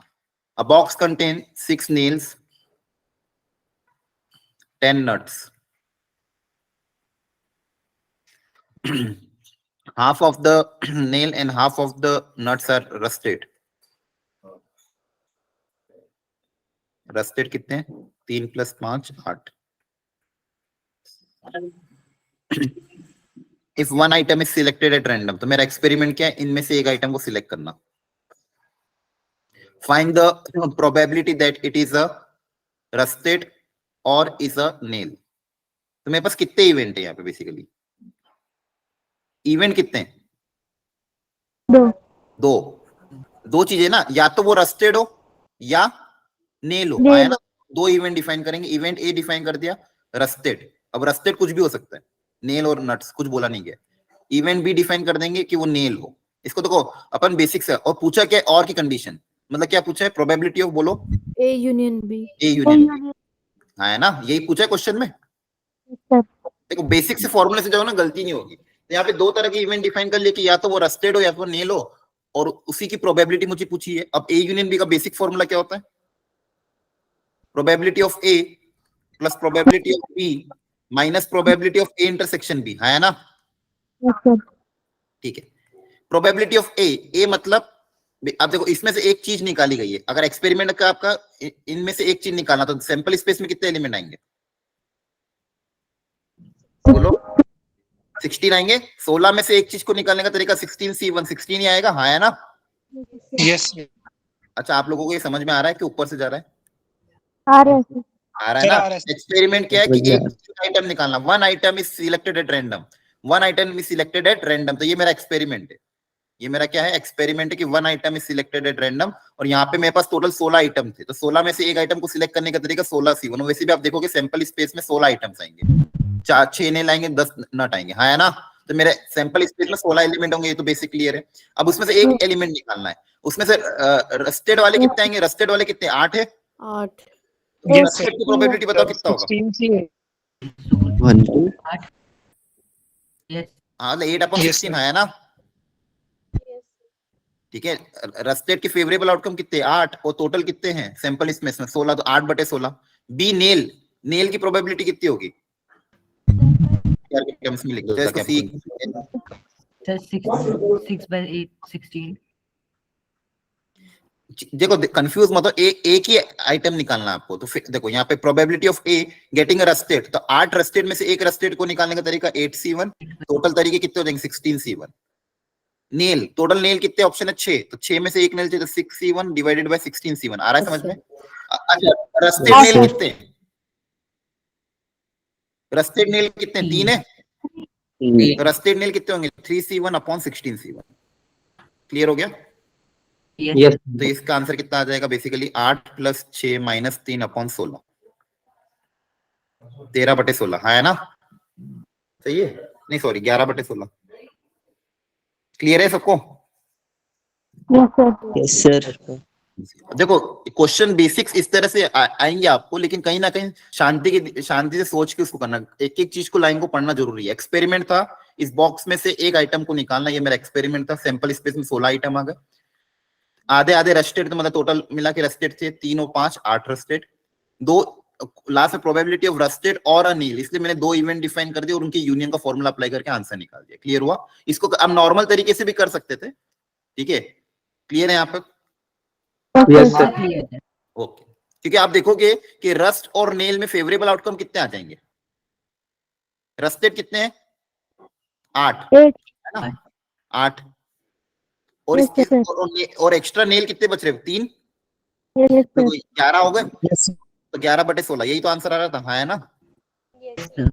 ठीक है, नॉर्मल तरीके से भी इसको कर सकते थे कि भाई रस्ट और नेल, इसके फेवरेबल आउटकम कितने हैं? टोटल रस्ट तो 8 है और बच्चे 3 और नेल, तो टोटल इनको मिला के 11 आइटम हो गए, जो रस्टेड भी और नेल भी, हाँ है ना?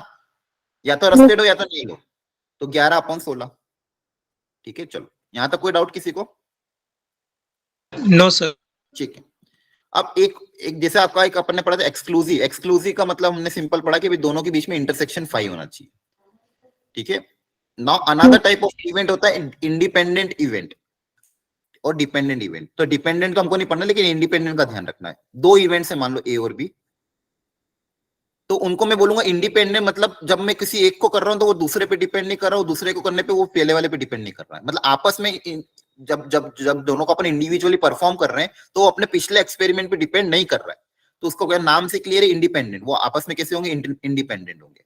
जैसे मान लो यहाँ पे मैं बोलता हूँ, this example, events are said to be independent if happening or non happening of any one event is not affected by happening or non happening of other. मतलब जब मैं इसको कर रहा हूं तो इसके होने से या नहीं होने से कुछ फर्क नहीं पड़ता। ठीक है, जैसे 2 डाइस को 2 डाइस आर थ्रोन टुगेदर, मतलब आपने 2 डाइस को थ्रोन किया, दोनों डाइस को साथ में थ्रो किया, है ना? तो मान लो इस पे इवन नंबर आए और सेकेंड वाले पे ऑड नंबर आए, तो इस पे अगर ऑड नंबर आएगा तो वो इस पे डिपेंड करेगा क्या? No, sir. इस पे क्या रहा है? ये दोनों आपस में कैसे रहेंगे? इंडिपेंडेंट होंगे, हाँ है ना? बोलो। Yes, sir. yes मान लो एक और एग्जांपल लेते हैं। जैसे मान लो मैंने ऐसे ध्यान से सुनना, एक अच्छा एग्जांपल ले रहा हूं कि मान लो मेरे पास 4 रेड बॉल थी और 3 व्हाइट बॉल थी। मेरा काम था कि 2 बॉल्स को निकालना और विथ रिप्लेसमेंट। मतलब पहली बॉल निकालूंगा, उसका कलर देखूंगा, वापस उस बॉल को अंदर रख दूंगा, उसको मिक्स कर देंगे, वापस दूसरी बॉल निकालेंगे। तो मान लो मैंने पहली बॉल निकाली, मान लो वो कुछ आ गई, तो उस बॉल को वापस बैग के अंदर रख दिया, वापस मिक्स करा, फिर सेकंड बॉल निकाली। तो जब मैं सेकंड बॉल निकाल रहा हूं तो क्या वो इस बात पे डिपेंड करे कि पहली बॉल आपकी क्या थी? No, sir. नहीं ना, नहीं सर No. क्योंकि मैंने ऑलरेडी मिक्स कर चुकी हूँ। लेकिन अगर मान लो मैं मिक्स नहीं करता, बाहर निकाल के साइड में रख देता, तो सेकंड बॉल की जब मैं प्रोबेबिलिटी निकालता वो इस बात पे डिपेंड करती, मान लो अगर रेड निकल जाए तो प्रोबेबिलिटी मेरी रेड की कम आती है ना? Yes, sir. Yes, sir. जैसे अगर मैं बोलता हूँ 2 बॉल अपन निकाल रहे हैं, find the probability both are red. अगर मैं बोलता बोथ आर रेड, तो पहली बार रेड आने की प्रोबेबिलिटी 4/7, दूसरी बार भी रेड आने की प्रोबेबिलिटी 4/7 है ना? ठीक है, आ रहा है समझ में? Yes. अगर मान लो विदाउट रिप्लेसमेंट, मतलब आपने मान लो बॉल निकाल दी, वापस बॉल के अंदर रख दी, जब सेकंड बॉल निकालोगे तो वो इस बात पे डिपेंड नहीं करेगा कि पहली बॉल क्या थी। तो ऐसे इवेंट को हम क्या बोलते हैं? इंडिपेंडेंट, मतलब जो एक दूसरे पे डिपेंड नहीं कर रहे। क्लियर है सबको? सर इंडिपेंडेंट इवेंट हमेशा म्यूचुअली एक्सक्लूसिव होंगे। नहीं, ये जरूरी नहीं है। देखो म्यूचुअली एक्सक्लूसिव और ये दो अलग अलग चीजें हैं। म्यूचुअली एक्सक्लूसिव हम सेट्स के केस में डिफाइन करते हैं कि उसमें आपस में कोई रिलेशन नहीं, मतलब दो अलग अलग जिसमें इंटरसेक्शन क्या हो फाई हो। तो देखो दोनों में बस इतना अंतर आप ध्यान रखना, अभी बताने वाला था खैर मैं अगली स्लाइड में, कि एक्सक्लूसिव के केस में उनकी बेसिकली इंटरसेक्शन क्या होता है, I इंटरसेक्शन क्या होता है, फाई। अच्छा, आपको अगर थोड़ा बहुत ध्यान हो, आपके स्कूल में प्रोबेबिलिटी हुआ है क्या basic? Yes Yes, sir. sir. ठीक है, वहां पे आपने कंडीशनल प्रोबेबिलिटी का एक टर्म सुना है? Yes, sir. हाँ सर। कंडीशनल प्रोबेबिलिटी क्या होती है अभी पढ़ेंगे खैर अगले लेक्चर में अपन, लेकिन हल्का सा बेसिक यहाँ पे उससे रिलेट कर रहा हूँ क्योंकि उससे रिलेट ज्यादा आसानी से होगा। अगर मैं बोलता हूँ प्रोबेबिलिटी ऑफ ए बी, मतलब इसका मतलब क्या होता है, हम क्या निकाल रहे हैं कि ए की प्रोबेबिलिटी अगर बी हो चुका हो, हाँ है ना। कंडीशनल प्रोबेबिलिटी मतलब अगर कोई एक्सपेरिमेंट ऑलरेडी हो चुका है, तो किसी गिवन एक्सपेरिमेंट की प्रोबेबिलिटी पता हो, मान लो बी हो चुका है, हाँ है ना, यही पढ़ते थे, बोलो। Yes sir. और यस इसका सर। फॉर्मूला क्या बोलता था, probability of A intersection B divided by probability of B. ठीक है, तो यहां से आपका प्रोबेबिलिटी ऑफ बी कितना आता था, probability of A by B into probability of A intersection B का फॉर्मूला क्या बन जाएगा आपके पास, probability of B into probability of A given B है सकर। ठीक है, अब यहाँ पे अगर मान लो मेरे इवेंट इंडिपेंडेंट है, तो जब ए का मैं एक्सपेरिमेंट करूंगा तो क्या वो बी पे डिपेंड करेगा? नहीं सर। नहीं करेगा। तो उस केस में जो probability of A given B has occurred, इसकी प्रोबेबिलिटी ए के बराबर ही आएगी, है ना। Yes sir. मतलब बी के होने या न होने से उसको कुछ फर्क नहीं पड़ेगा। क्लियर है? ठीक है, तो आपको हमेशा ये ध्यान रखना, एक वापस समझा रहा हूं। देखो म्यूचुअली एक्सक्लूसिव इवेंट में उसमें आपस में कोई कॉमन एलिमेंट नहीं होता है, इसका मतलब दोनों में अंतर है। देखो एक्सक्लूसिव मतलब दोनों के जो सैंपल स्पेस है वो अलग अलग आ रहे हैं। ठीक है, तो म्यूचुअली एक्सक्लूसिव में जब हम दोनों की इंटरसेक्शन की प्रोबेबिलिटी निकाल, आप देखो इसको ज्यादा डीप में मत सोचना, इतना आपको आएगा नहीं, बस आपको इतना सोचना है कि अगर एक्सक्लूसिव है तो उनकी प्रोबेबिलिटी 5 आएगी, मतलब 0 आएगी। और इंडिपेंडेंट है मतलब जब मैं एक के बाद एक इवेंट, दो इवेंट को परफॉर्म कर रहा हूं, तो जो सेकंड इवेंट परफॉर्म किया है वो पिछले वाले इवेंट पे डिपेंड ना करें। ठीक है, अब इसको अपन कैसे समझेंगे, एक सेकेंड निकल गया। एक्सक्लूसिव को आप ऐसे समझना कि दोनों का जब दो अलग अलग इवेंट, उनकी प्रोबेबिलिटी का इंटरसेक्शन आपका 5 आ रहा है। और इंडिपेंडेंट के केस में क्या हो जाए, probability of A intersection B जो आएगा वो आएगा probability of A into probability of B. अब ये कैसे आया वो मैं समझाता हूं, ध्यान से देखो। ठीक है, आपको बस क्वेश्चन में ये नहीं बोलेगा कि भाई एक्सक्लूसिव हो, आपको वो पूछेगा इसको चेक करो इंडिपेंडेंट है कि नहीं है। तो इंडिपेंडेंट चेक करने का तरीका क्या है, उन दोनों की इंटरसेक्शन की प्रोबेबिलिटी इंडिविजुअल प्रोबेबिलिटी का प्रोडक्ट है, तो इवेंट कैसा हो जाएगा, इंडिपेंडेंट। इवेंट कैसा हो जाएगा, इंडिपेंडेंट। तो आपको ये ध्यान रखना इंडिपेंडेंट के लिए। डेफिनेशन से तो क्लियर है कि अगर मान लो बी एक्सपेरिमेंट करूं या एक्स एक्सपेरिमेंट करूं, दोनों एक दूसरे पे डिपेंड नहीं कर रहे। मतलब जब बी की प्रोबेबिलिटी निकालूंगा तो वो इस बात पे डिपेंड नहीं करेगी ए में क्या हुआ है, और ए की प्रोबेबिलिटी निकालेंगे तो बी पे डिपेंड नहीं करेगी। तो ए इंटरसेक्शन बी का फॉर्मूला क्या बन जाएगा, probability of A into probability of B. ठीक है, अब ये कैसे आया, वो हल्का सा अपन कंडीशनल प्रोबेबिलिटी से आता है बेसिकली। जब अपन ये वाला फॉर्मूला अप्लाई करते हैं कंडीशनल प्रोबेबिलिटी का, probability of A given B has occurred, इसका फॉर्मूला आपका होता है probability of A intersection B divided by probability of B. यहां से अगर आप इंटरसेक्शन की प्रोबेबिलिटी निकालोगे तो ये डिवाइड उधर जाके मल्टीप्लाई हो जाएगा। तो probability of A intersection B कितना आ जाएगा, probability of B multiply by probability of A given B has occurred, है ना। बोलो, आ रहा है समझ में? अगर इंडिपेंडेंट हुआ तो ये जो अपन निकाल रहे हैं probability of B, probability of A B has occurred, ये तो प्रोबेबिलिटी ऑफ ए के बराबर ही आएगा। Yes, अगर sir. इंडिपेंडेंट वो बी पे डिपेंड करेगा क्या, No, sir. नहीं करेगा। इसलिए क्या बोल देंगे कि ए इंटरसेक्शन बी का फॉर्मूला क्या हो जाएगा, B probability of B into probability of A. तो बस ये दो चीज आपको ध्यान रखनी है। कंडीशनल प्रोबेबिलिटी वापस अपन पढ़ेंगे फिर नेक्स्ट क्लास में, बस वहां से हल्का सा रिलेट कर दिया मैंने यहाँ पे, क्योंकि आपको बेसिक अगर पता है तो बस आपको ये ध्यान रखना। इंडिपेंडेंट इवेंट्स को चेक करने का तरीका क्या हो जाएगा कि उनके इंटरसेक्शन की प्रोबेबिलिटी क्या होगी, probability of A into probability of B. और एक्सक्लूसिव होगा तो इंटरसेक्शन कितना होगा, 5, है ना। Yes sir. क्लियर है, बोलो। Yes, sir. Yes, sir. ठीक है,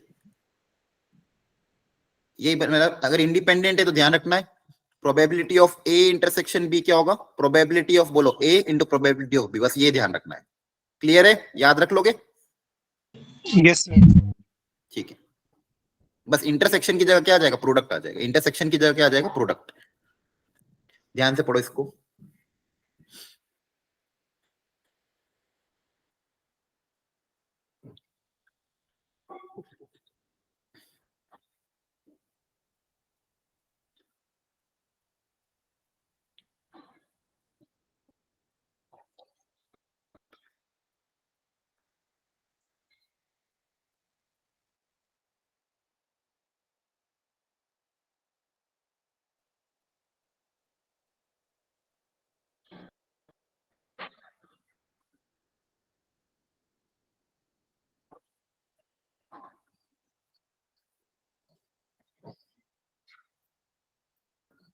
अच्छा ये जो पूछा है, मान लो अगर ये इवेंट ए है, ये इवेंट बी है, तो आपको क्या पूछा है? एटलीस्ट वन ऑफ देम, मतलब सर यूनियन। यूनियन। हाँ एटलीस्ट मतलब समझते हो ना, या तो मैन या तो वुमेन, हाँ है ना। तो आपको क्या पूछा है? ए यूनियन बी पूछा है। क्लियर है? ये हमेशा ध्यान रखना, आपने वहां पे भी देखा होगा सेट्स में, number of at least one of the ए और बी, मतलब क्या पूछा? यूनियन पूछा है। ये बात समझ में आती है कि नहीं आती है? ये बोलो। Yes, sir. आपको क्लियर है ना? ये एटलीस्ट वर्ड जब भी यूज होता है, आप सेट्स के भी चैप्टर में देखोगे, चैप्टर नंबर 1 में, क्या एटलीस्ट वर्ड जब भी यूज होता है मतलब क्या पूछा है? यूनियन पूछा है। तो यूनियन का फॉर्मूला क्या होता है? Basic A plus B minus A intersection B, हाँ है ना? बोलो। Yes, sir. यस आ रहा है समझ में? A plus B minus A intersection की क्या आपको पूछा? एटलीस्ट या तो मेन या तो वुमेन, मतलब आपको यूनियन की वैल्यू पूछी। तो प्रोबेबिलिटी ऑफ ए गिवन है, प्रोबेबिलिटी ऑफ बी गिवन है, अब ए इंटरसेक्शन बी। अब क्या ये दोनों इवेंट एक दूसरे के इंडिपेंडेंट है? Yes Yes, sir. Yes, sir. वो एक दूसरे की बात पे डिपेंड नहीं करते, वो एक दूसरे पे क्या है? इंडिपेंडेंट। तो इनके इंटरसेक्शन की प्रोबेबिलिटी कैसे निकालोगे? Probability. मल्टीप्लाई कर देंगे मल्टीप्लाई कर देंगे। आ रहा है समझ में कैसा यूज कर रहे हैं अपन? Yes, sir. ठीक है, तो ये हो जाएगा 3/5 प्लस 2/3 माइनस 2/5। आ रहा है समझ में? बोलो। अरे हाँ है ना? आ रहा है सर। कहीं डाउट? सर आगे। नेक्स्ट।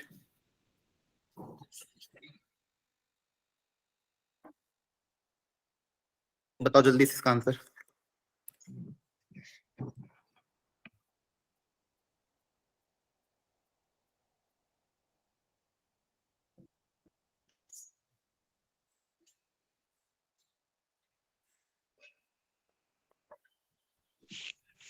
सर वही वाला फॉर्मूला लगा देंगे। हाँ तो लगा के बताओ कितना आ रहा है।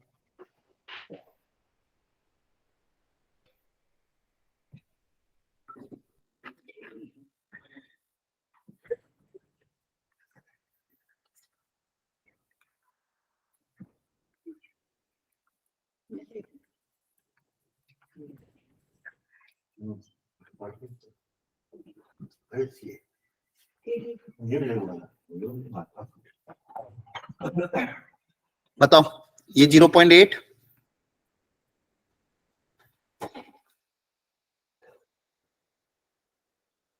सर हाँ, 5/7 आ रहा है। ठीक, 7 आ रहा है। बहुत टाइम लगा दिया। क्लियर है? x माइनस 0.3x, ये 0.7x आएगा, हाँ है ना? Yes sir. ठीक, अगला सोचो।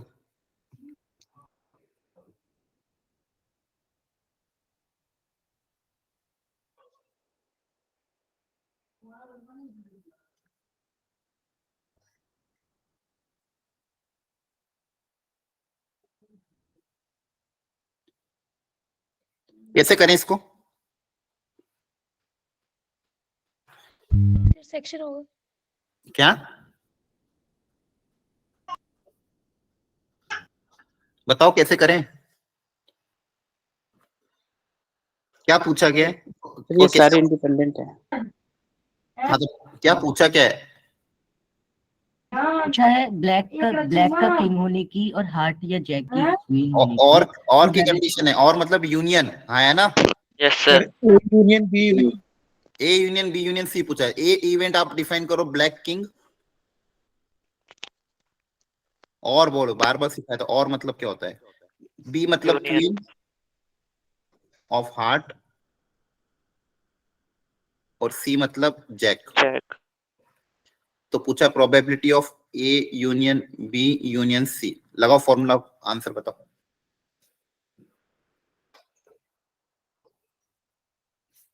सर सर जैक कितने होते ताश के पत्ते? 4। सर 6/52। देखते हैं।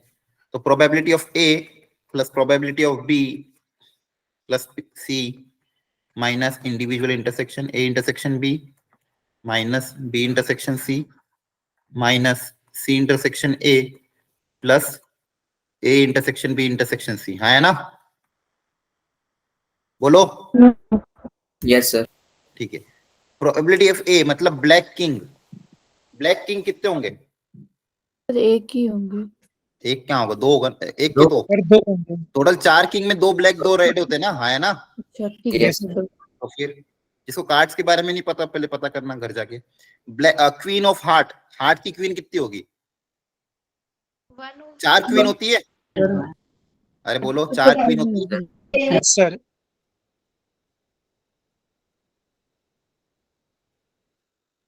ये 4 क्वीन, ठीक है। इसमें से ये जो हार्ट, ये होता है हार्ट, इसको बोलते हैं डायमंड, है ना। इसको क्या बोलते हैं? क्लब। क्लब, इसको बोलते हैं स्पेड। स्पेड, और हर पत्ता के हर जो कार्ड होता है उसके ये 4 तरह के प्रकार होते हैं, ठीक है।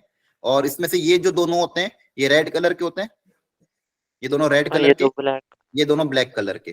टोटल बेसिकली आधे रेड आधे ब्लैक, मतलब 26 रेड 26 ब्लैक, ठीक है। और 52 कार्ड्स इन चारों में डिवाइड होते, तो हर जैसे हार्ट के 13, हार्ट का 13 कार्ड्स, डायमंड का 13, क्लब का 13, स्पेड का 13, ठीक है। चलो अब जैसे बी, बी मतलब क्वीन ऑफ हार्ट, तो हार्ट की क्वीन एक ही होगी। Yes, sir. जैक, जैक कितने होंगे? 4. 4 और माइनस ए इंटरसेक्शन बी। अच्छा अब यहाँ पे इंटरसेक्शन कुछ होगा क्या? नहीं सर, नहीं ना, तो तीनों का इंटरसेक्शन कुछ नहीं होगा, बस क्लियर है, यही आंसर आ जाएगा, हाँ है ना। ठीक, नेक्स्ट, ये थोड़ा अच्छा है।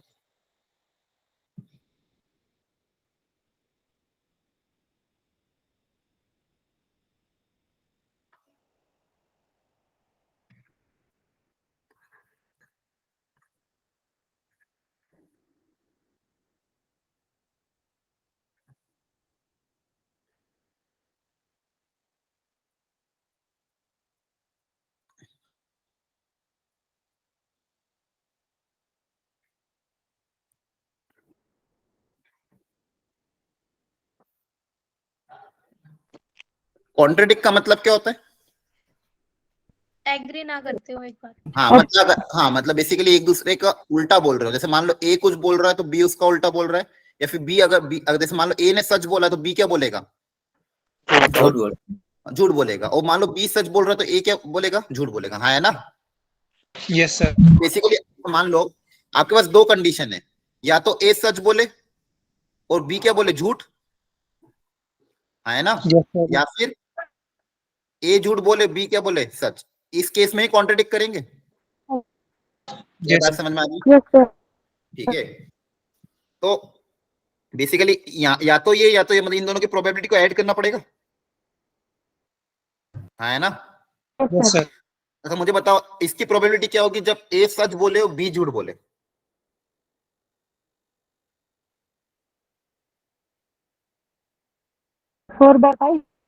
हाँ कैसे निकालोगे?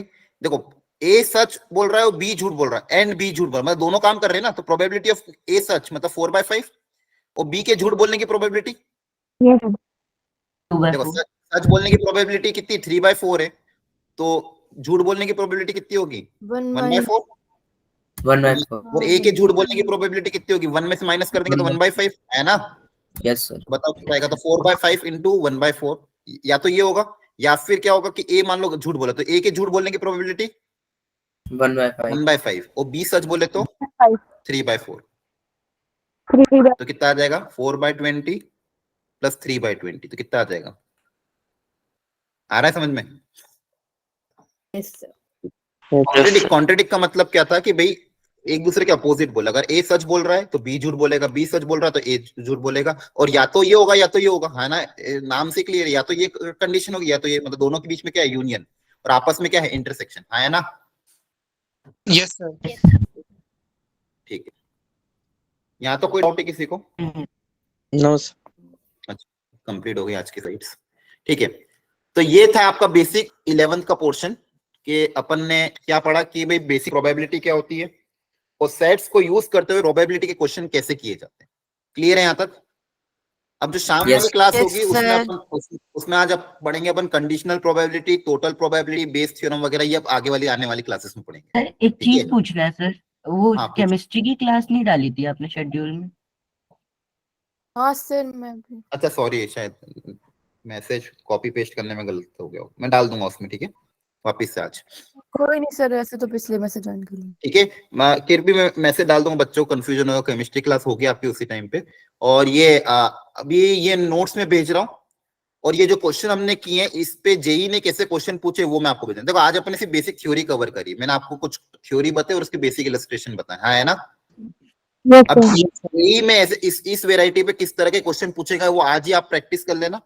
और आज की शाम वाली क्लास में अब हम जो 12 का पोर्शन आपका कंडीशनल प्रोबेबिलिटी और टोटल प्रोबेबिलिटी, ये दो चीजें पढ़ेंगे, और अगर टाइम मिल गया तो बेस थ्योरम स्टार्ट कर देंगे। क्लियर है? छोटा सा डाउट क्लियर कर दो सर। हाँ बोलो, एक मिनट आज का लेक्चर समझ में आया? सर, एक मिनट Yes. सबको क्लियर है आज का लेक्चर? इसमें किसी को डाउट तो नहीं? जैसे को आज के लेक्चर में अपन ने क्लासिकल थ्योरम ऑफ प्रोबेबिलिटी पढ़ी थी, मतलब बेसिकली कि कैसे अप्रोच करते हैं अपन, जो बचपन से आज तक फॉर्मूला रहते हैं number of favourable outcome upon total number of outcome, उसी को अप्लाई करते हुए हमने आज क्वेश्चंस को किया। दूसरी चीज सेट्स का किस तरह से यूज हो सकता है, अलजेब्रा ऑफ सेट का, वो हमने देखा। तो आपको सेट्स का वेन डायग्राम का यूज करते हुए जो क्वेश्चन मैंने आपको कराया उनको एक बार ध्यान से आज के नोट्स देख लेना प्रॉपर्ली, ठीक है, कैसे हमने चीजों को अप्लाई किया है। और क्वेश्चन को ध्यान से पढ़ना बहुत जरूरी है सबसे ज्यादा। कि अपन क्या देखा अपने कि एक एक्सपेरिमेंट किया, तो सबसे पहले तो वो देखना है कि भाई एक्सपेरिमेंट कर क्या रहे, उसके बाद देख लो उस एक्सपेरिमेंट में कौन सा इवेंट आपको जिसकी प्रोबेबिलिटी निकालनी है। तो जब एक्सपेरिमेंट आपको पता चल जाएगा तो आपको ये पता चल जाएगा कि total number of sample space में एलिमेंट कितने आ रहे हैं, ठीक है। सैंपल स्पेस निकाल लोगे, फिर उस पर्टिकुलर इवेंट में कितने एलिमेंट आ रहे हैं। अब ये number of element in sample space ये निकालने के लिए हम किसका यूज करते हैं, पीएनसी का, आया ना। अगर देखो एक सिंगल काम करना है तो वो तो डायरेक्ट आप निकाल, जैसे 52 कार्ड में से एक कार्ड निकालना, तो आप बचपन से बोल रहे हो 52 तरीके होते हैं, लेकिन बेसिकली है क्या, वो 52C1 है, है Yes, ना। sir. दो कार्ड निकालोगे तो 52C2। तो ये आप जो नंबर ऑफ एलिमेंट निकालोगे, ये जो फॉर्मूले में जो न्यूमरेटर और डिनोमिनेटर पार्ट है आपका, वो यूज करने के लिए आपको पीएनसी का बेसिक नॉलेज होना चाहिए। एनसीआर का फॉर्मूला जो हम अप्लाई करते हैं, ठीक है। अब एक क्वेश्चन आया था जिसमें अपन ने क्या कहते हैं 7 बॉल्स को रो में रखा था, तो 7 बॉल को रो में रखना मतलब वहां पे अरेंज कर रहे हैं, है ना। तो टोटल तरीके कितने रहेंगे, 7 फैक्टोरियल, 7 ठीक है। और उसमें पर्टिकुलर इवेंट को अपन को अरेंज करना था, ऑरेंज वाले को कॉर्नर पे रखना था। पहले अपन ने 2 ऑरेंज को सिलेक्ट किया, जिनको कॉर्नर पे रखना उनको 2 तरीके से अरेंज करते, फिर बच्चों को अरेंज करते। तो हर जगह क्या यूज हो रही, थोड़ी बहुत बेसिक पीएनसी आपकी यूज हो रही। क्लियर है? Yes Yes, sir. ठीक है। तो अभी मैं यही करूंगा, आपको ये नोट्स भेज रहा हूँ और इसके साथ अभी क्वेश्चन थोड़े बहुत अटैच करता हूँ कि जो जो इस पर्टिकुलर टॉपिक से क्वेश्चन है वो मैं अटैच करके भेजता हूँ, आप उनको अटेम्प्ट कर लेना, ठीक है, प्रॉपर्ली। ओके, आप पूछो क्या डाउट है किसी को, बाकी जो लीव कर सकते हो। उसी हाँ हाँ बोलो आज बोलो। की स्लाइड में से ही है वो, हमने वो निकाल रहे थे ना कि मतलब कॉन्ट्रडिक्ट वाले, जैसे दोनों हाँ के हाँ कॉन्ट्रडिक्ट करते तो उसकी प्रोबेबिलिटी कैसे निकालते सर। वो मेरे हाँ को मतलब मैं अचानक से क्लास लीव हो गई थी, देखा ही नहीं सर आपने क्या बताया था उसमें। ठीक है, उसमें मैं वापस समझा देता हूँ, 1 मिनट रुको, ठीक है। बाकी लोग लीव कर सकते हैं जिसका डाउट नहीं है, ठीक है।